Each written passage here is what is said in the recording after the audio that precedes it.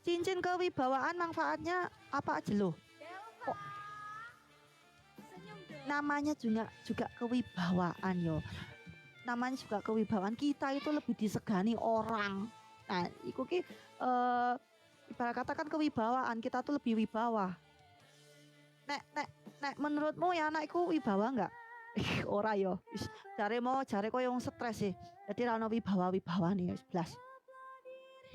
Kalau ini pantangannya nggak boleh dibawa ke kamar mandi sama sekali, ya.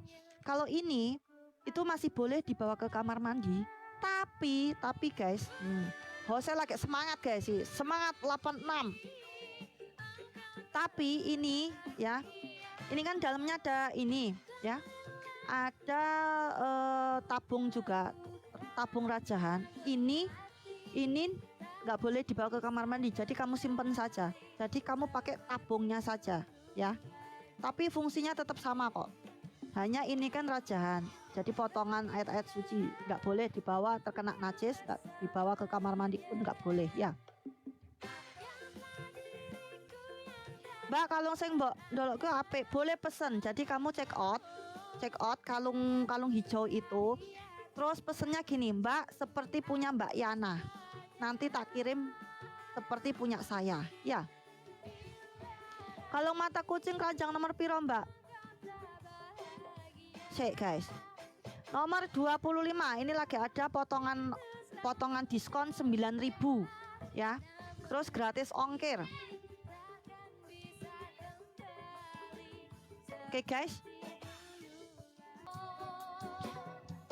Bulu perapaan itu minyak bulu perindu itu untuk pengasihan ya, untuk pengasihan, untuk aura diri, untuk menarik simpati orang, bisa untuk biar pasangan lebih sayang sama kita bisa ya. Mbak, kalau gelang hijaunya yang dipakai kalau halangan boleh. Kalau untuk kalung ya, kalau untuk kalung sama gelang itu boleh dipakai kapan saja, mau halangan kayak mau ke kamar mandi itu boleh ya, boleh. Jadi nggak ada pantangan sama sekali ya. Tapi kalau kalung tabung tambul terus cincin itu nggak boleh dibawa ke kamar mandi, nggak boleh kalau pas halangan dipakai itu nggak boleh ya. Kalung tabung itu fungsinya untuk jaga diri, untuk tolak bala ya, untuk ini ya, jaga-jaga saja. Ini di dalamnya ada isinya juga. Kalau kena minuman boleh nggak? Boleh. Kena minuman apa? Air putih ya. Ini di dalamnya sudah ada rajahannya, makanya ini kenapa nggak boleh dibawa ke kamar mandi ya kayak gini. Di Indonesia sekarang banyak orang apa? Jimat. Batu kecil digantung di badannya lah, apa di lehernya, ini di rumahnya. Ini tidak boleh teman-teman. Bergantung seorang muslim hanya kepada Allah Azza wa Jalla. Para sahabat kalau sendalnya putus, angkat tangan ke langit. Ya Allah, sendal saya putus, gantikanlah. Sampai masuk ke medan perang, ini semalam waktu kita bahas dahsyatnya dua saya sudah jelaskan. Sampai masuk ke medan perang, di Uhud, di Badar, di Hunain, di Tabuk, di pembebasan kota Mekah. Nabi SAW kalau sudah motivasi pasukan mau perang, Nabi bilang apa? Bangunlah, menuju kepada surga Tuhan kalian. Mati, ayo masuk ke surga yang luasnya seluas langit dan bumi. Enggak pernah Nabi kasih kertas, suruh tempel di badan, ya supaya kebal. Bukan kebal, mati syahid, cari mati. Untuk apa kita pakai kebal-kebal ini? Apa gunanya? Bahaya sekali. Dan banyak orang di Indonesia tertipu karena menulis pakai tulisan Arab. Tidak semua tulisan Arab Al-Quran. Ya, hati-hati teman-teman. Ini banyak sekali terjadi. Berapa kali kami lihat dan kami temukan di masyarakat, di tengah-tengah pengajian kami akhirnya mereka berikan ini loh Ustaz. Apa ini? Benar gak ini? Ternyata tulisan bahasa Arab. Terpengaruh. Gara-gara bahasa Arab dianggap itu sudah bagus. Tidak semua. Dukunnya itu juga pintar. Kalau dia tahu kita mayoritas orang Islam, dia pakai juga tulisan Arab supaya kita terkelabui. Ya. Saya pernah temukan di rumah seseorang ditempel kertas bahasa Arab. Mohon maaf teman-teman, saya 7 tahun belajar di Madinah dari SMA sampai S1. Tiap hari dengar bahasa Arab, saya tidak tahu apa tulisan itu. Bolak-balik saya baca, apa ini? Tidak bisa baca. Masa ada bahasa Arab saya nggak bisa baca? Kayaknya nggak mungkin gitu. Setelah saya perhatikan baik-baik, mungkin 10 menit. Oh ternyata bahasa Indonesia yang diarabkan. Ya. Jadi ini adalah kata-kata kalau ditempel di rumah tidak akan masuk pencuri. Ya, ini kalau ditempel di usaha akan laris dan segala macam hal. Begitu bahasanya. Dan ini mengambil keberkahan dari 7 orang ashabul kahfi. Disebutkan nama-namanya. Namanya aneh-aneh gitu. Nama ini tidak pernah dalam Al-Quran, tidak pernah dalam hadis disebutkan. Nama ini dan ini nama anjingnya.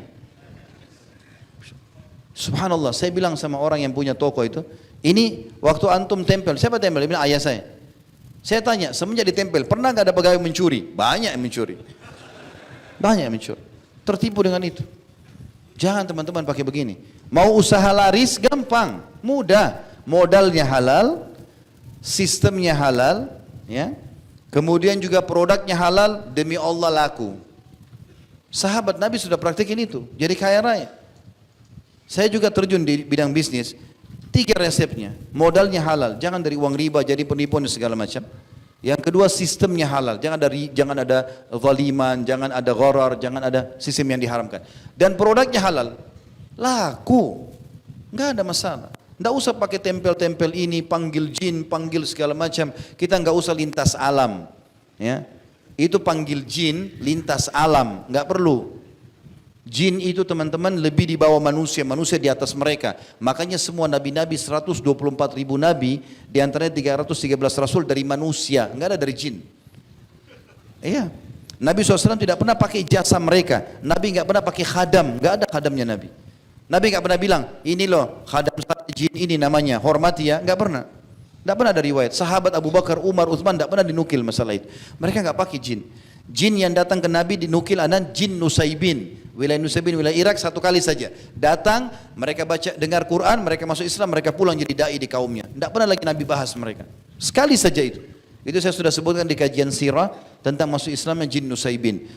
Sebelum kejadian Isra dan Mi'raj. Setelah itu tidak pernah lagi. Maka teman-teman untuk apa ini pergi ke alam-alam ini? Itu alamnya pada dukun ini kesyirikan. Dan Allah mengatakan di hari kiamat, perhatikan baik-baik surah An-Nisa, 2 kali Allah ulangi. Di ayat 40 sekian dan di ayat 100 sekian. A'udzubillahi minasyaitonir rajim. Innallaha la yaghfiru an yushraka bi wa yaghfiru ma duna dzalika liman yasha. Allah tidak akan memaafkan di timbangan amal nanti dosa syirik, dan Allah masih memaafkan dosa-dosa yang lain. Kalau sudah syirik bahaya. Makanya jangan tergantung kecuali kepada Allah Subhanahu wa taala, dan hati-hati.